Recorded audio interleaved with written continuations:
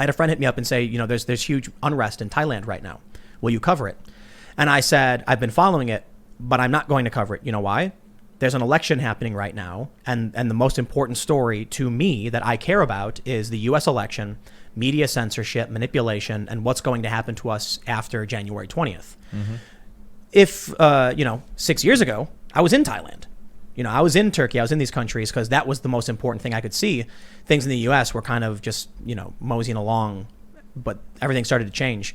I don't know where we're ending up, but I tell you this: there's a lot of people who seem to think that voting for Joe Biden will bring them back to those good old days, the Obama year. No, it's never going back to normal. The world has changed fundamentally. Social media has changed the game. We are not returning to some bygone era of even 5 years ago. This is it. Yeah, it's from here wherever we go. I don't know. What's your prediction after with the social media companies after the election? What do you think's going to happen? To the social media companies? Next 6 months, what's going to happen? Trump and the Republicans landslide across the board, then maybe some kind of Section 230 reform. I'm not confident. I mean, the Republicans controlled everything from 2016 to 2018. They did nothing. They couldn't even get the funding for the wall and stuff like that. That's true. Why do you think that is? That's an interesting topic. Why are the Republicans so weak when they get the power? I have a theory. Well, my theory for 2016 is that it was corporate crony establishment politicians. I've never seen a difference between the Republican and the Democrat. I don't care. I made a meme back in the day on Facebook of the Republicans and the Democrats like holding hands behind your back. Because I view them as fundamentally the same thing. They don't care about principles. I think it's the Dinesh D'Souza line about the Republicans fear the terrifying and humiliating power of the press. Like they don't do the thing that they were elected to do because the media will crap on them, and ultimately what they want is to be praised by the New York Times because it hurts. Yep. I mean, I can tell you, they've probably given him Dean Baquet satisfaction saying this. It's a difference between seeking their recognition and knowing that it's hurtful. No one wants to be boycotted, targeted, tarred and feathered. Yep. So I think that's my theory why the Republicans are Capitol Hill. Republicans aren't cool. No. And people want to be cool. And so the Republicans have seemed to be, especially now, desperately trying to be like, hey, I'm hip. New York Times, look at me. I'm cool. I'm like those celebrities. But it's changing. It's definitely changing. And I had a conversation. Believe it or not, there's a lot of Hollywood celebrities, rock stars, musicians, artists, etc., who are secretly pro-Trump. And many of them hit me up, pro skateboarders even, Really? And definitely. Oh, man, you'd be surprised. It's like the Soviet Union. They can't tell their friends or their family. Skateboarders, this is crazy to me, are not leftists. They used to be. Like when I was growing up, it was like... When it was cool. You know what it was is because skateboarders oppose the moral authoritarians. Skateboarders want to be left alone. So now you have this moral authoritarian left insulting, attacking... Skateboarders like making edgy art. They like pushing security guards, running away and skating and just doing what do they thing. do? They just message you, hey, don't tell anybody. Like, how do they reach out to you? I had someone message me crying. On the phone, just text message? Like sending me a message being like, I'm in tears right now. I'm crying. I'm so scared. I can't believe what's happening in this country. And these are celebrities and things like that. So, I bring this up just to say, I forgot exactly where I was going to go with this, but my point from there is there's a lot of people who, believe it or not, are cool and don't want to be on the left. So that was kind of the point I was saying is that Republicans aren't cool, right? But I've gotten hit up by now probably like 3 or 4 different cool types. And I'm doing the air quotes like stereotypically celebrity, hip, saying things like the reason why they think what I do is so important is because it's kind of anti-establishment, but I'm not some suit wearing Republican. Yeah. I'm like beanie and skateboard. Even getting to know you, which this is like the second time I've met you. You're singing music. It's beautiful music. Well, good animation. You got a good voice. You're an artistic, creative individual, and a lot of these people in DC are stodgy. They write white papers. They can't dance. Like you got there's a skateboard park on this property that you built, and you sing, and you I find myself the same way. I was a thespian, before I was a journalist.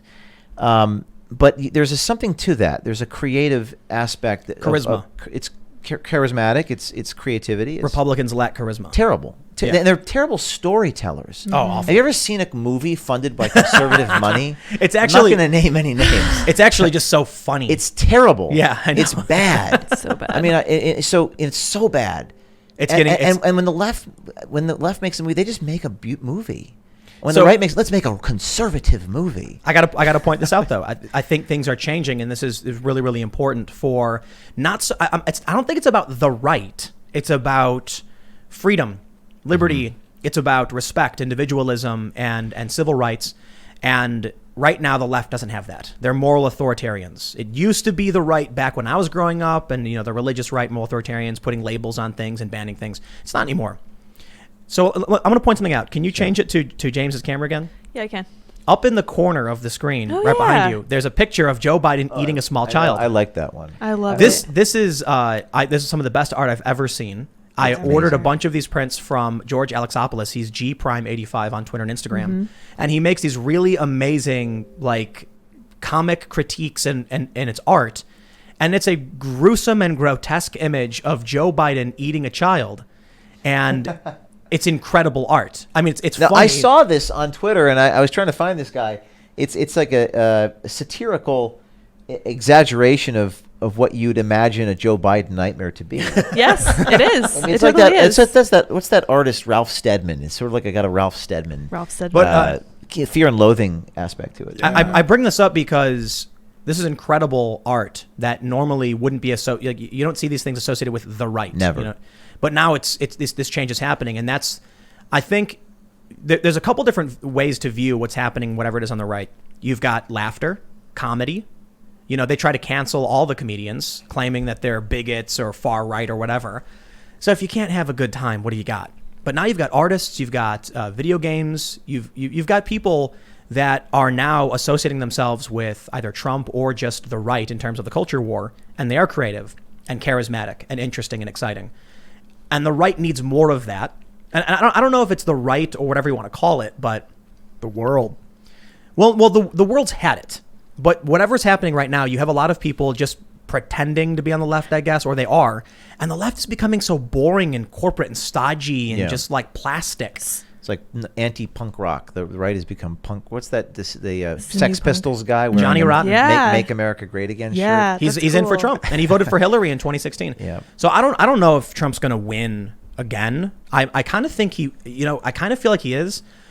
And the Republicans, I think, are going to win, but I have no basis for this other than I don't think anybody knows what's going to happen. right. No, Nobody does, no. and I think hard predictions are dumb. But I'll say this: I think there's a fracture happening in reality. I mean, you even hear it from the left that there's two different realities right now.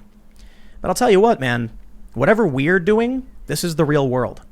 What like the work you're doing, the work we're doing here on the show is reality, and whatever CNN is doing is this weird fantasy realm of Russian spies and Trump peeing on beds and stuff.